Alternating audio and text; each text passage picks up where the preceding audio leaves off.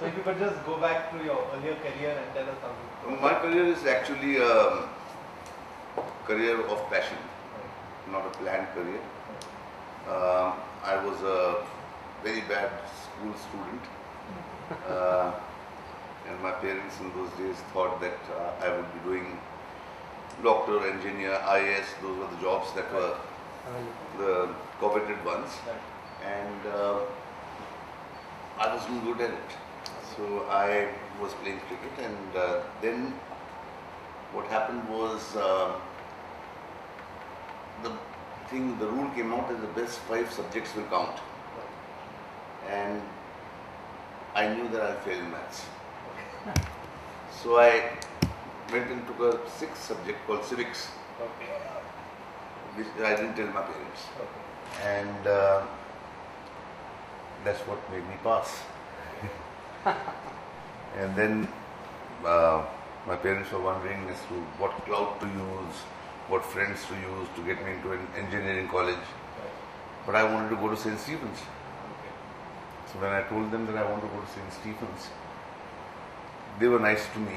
They said, "Let him go, he can't get admission to St. Stephen's. But he wants to go there, let him go." What they didn't count for was my cricket.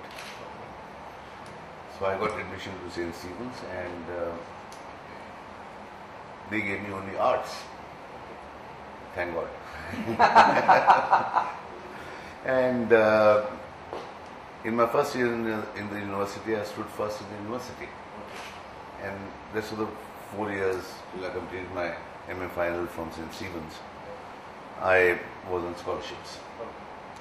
So life changed. I didn't know that. It will change on its own.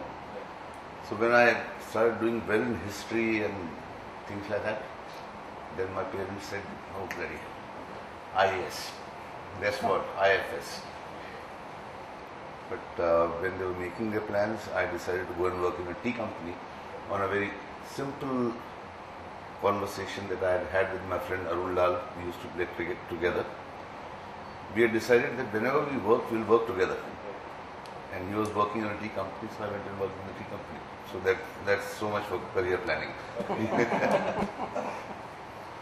And then 3 years later, I got a little bored of tea. I had met some friends who were in advertising, and I used to observe what they're doing, and I thought, this is interesting.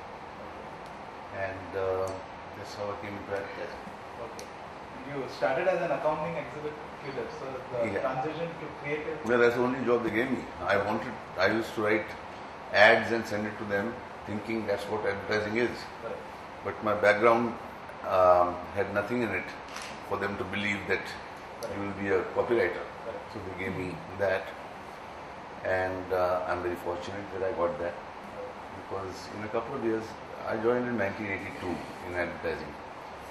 And 1982 Asia had happened and the television boom began. And suddenly the old school copywriters who used to write in English most of the time were out of their depth.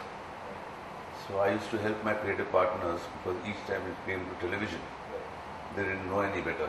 So they used to ask me, "Aate ko Hindi aati hai?" And so I wrote a few ads, and those ads became famous. And my predecessor in my job as National Creative Director, Mr. Suresh Malik, the late Mr. Suresh Malik, he said one day, "Why don't you hop onto this side?" So that's how I hopped onto the creative side in 1987, 88, something like that. And things happened for me, which I'm fortunate. Okay.